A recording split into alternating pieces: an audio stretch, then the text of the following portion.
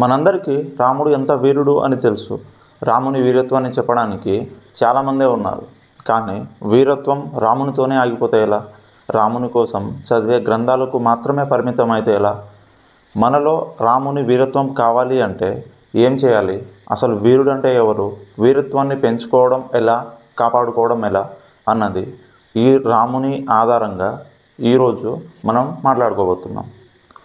ఉదాహరణకి కిష్కింధకాండలో రాముడు సుగ్రీవునికి మాట ఇచ్చాడు, వాళ్ళని చంపి కిష్కింధకి రాజుని చేస్తాను అని. అలానే సుగ్రీవుడు కూడా మాట ఇచ్చాడు, తనను రాజును చేస్తే సీతమ్మ జాడను తెలుసుకోవడంలో సహాయపడతాను అని. అనుకున్నట్టే వాలి సుగ్రీవ యుద్ధంలో రాముడు వాళ్ళని చంపేశాడు.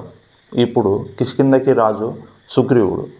సమయం రోజులు దాటి నెలలు గడుస్తున్నాయి. కానీ ఇచ్చిన మాట ప్రకారం సుగ్రీవుడు సీతమ్మ జాడని కనుక్కోవడానికి సహాయపడడం వదిలేసి రాజభోగాలు అనుభవిస్తున్నాడు, కాలక్షేపం చేస్తున్నాడు.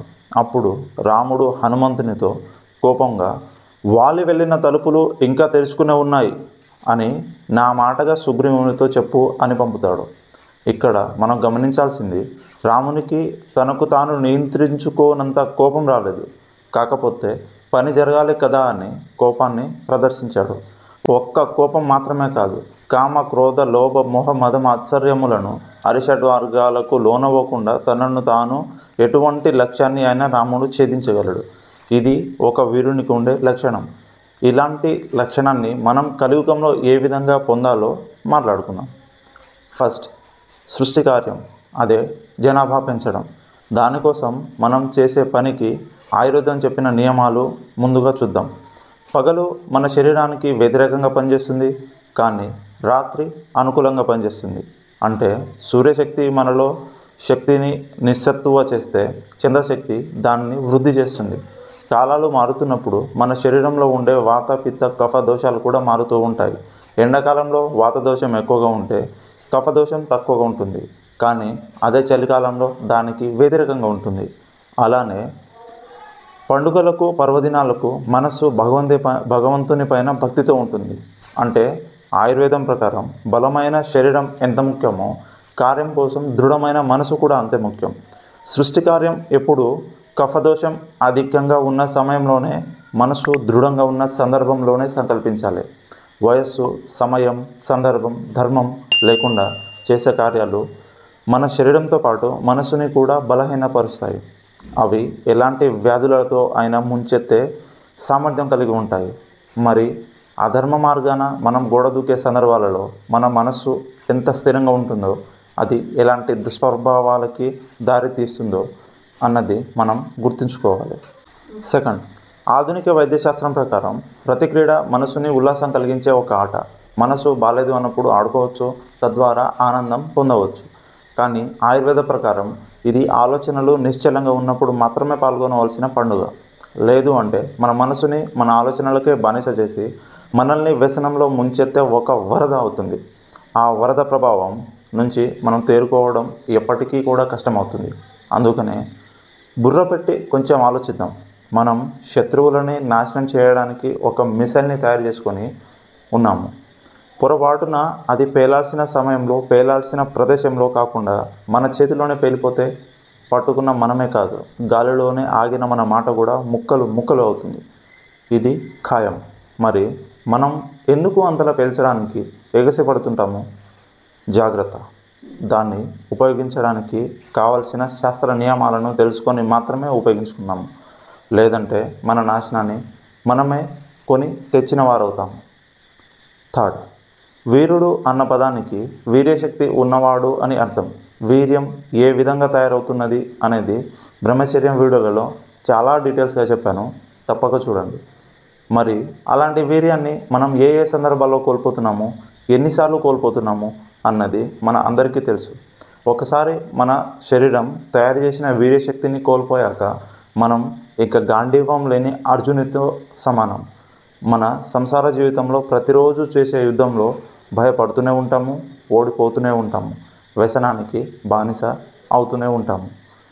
యుద్ధము అంటే మన భాగస్వామితో చేసే సృష్టి కార్యం కావచ్చు, జానుడు పొట్టకి శాంతి, గుప్పెడు మనసుకి మనశ్శాంతి కలిగించే ప్రతి వ్రతంలో అరిషడ్వర్గాలకు లోనవ్వకుండా మనం చేసే ఏ పని అయినా కావచ్చు.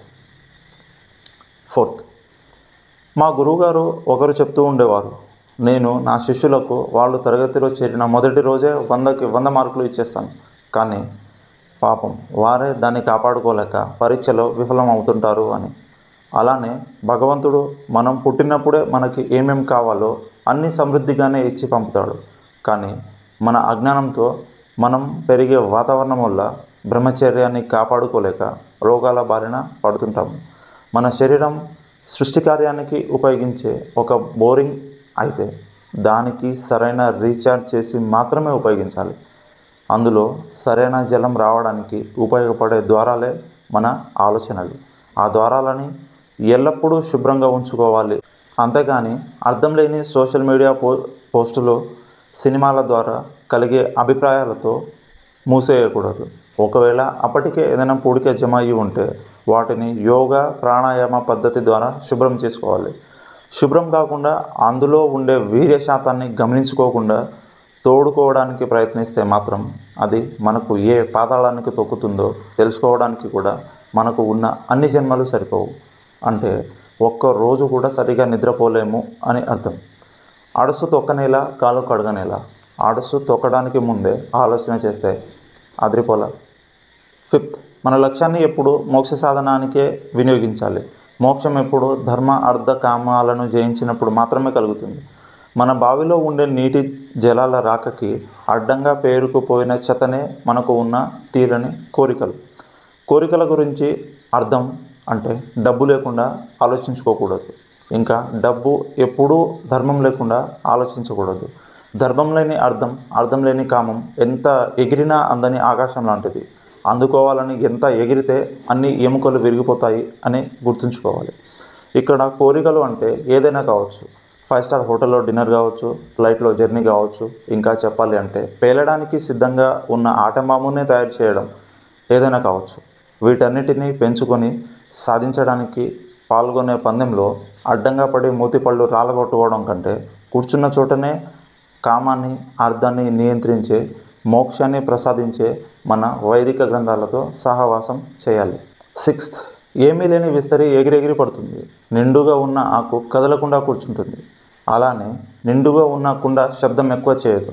కానీ ఖాళీగా ఉన్న కుండ ముట్టుకున్నా కూడా మోగుతుంది. మనలో ఉండే వీర్యాన్ని, మన ఆకులో ఉండే ఆహారాన్ని మనం వృధా చేసుకున్నా కూడా మళ్ళీ చైతన్యాన్ని నింపే శక్తి రూపాయి కూడా ఖర్చు లేని ఒక్క బ్రహ్మచర్యానికి మాత్రమే సొంతం. దాని సాధనకై ఎంత మూల్యం చెల్లించి అయినా పర్వాలేదు, సాధించి తీరాల్సింది. ఎందుకంటే మనకు తెలియకుండానే ఒక ప్రపంచంలో పడిపోయాము, ఒక యుద్ధంలో ఇరుక్కుపోయాము. మన చేతిలో ఒక ధనుసు ఉన్నది, వీపు పైన తృణీరంలో 2000 బాణాలు ఉన్నవి.